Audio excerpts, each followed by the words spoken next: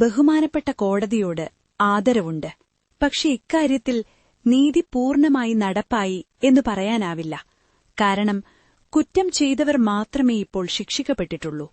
ഇത് ആസൂത്രണം ചെയ്തവർ, അതാരായാലും, അവർ പുറത്ത് പകൽ വെളിച്ചത്തിലുണ്ട് എന്നത് ഭയപ്പെടുത്തുന്ന ഒരു യാഥാർത്ഥ്യമാണ്. അവർ കൂടി ശിക്ഷിക്കപ്പെട്ടാലേ അതിജീവിതയ്ക്കുള്ള നീതി പൂർണ്ണമാവുകയുള്ളൂ. പോലീസിലും നിയമസംവിധാനത്തിലും ഞാനുൾപ്പെടെയുള്ള സമൂഹത്തിനുള്ള വിശ്വാസം ദൃഢമാക്കാൻ അതുകൂടി കണ്ടെത്തിയേ തീരൂ.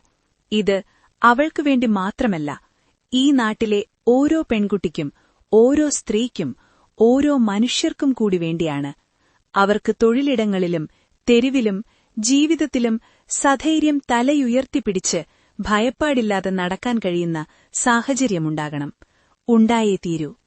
അന്നും ഇന്നും എന്നും അവൾക്കൊപ്പം. മഞ്ജു വാര്യർ.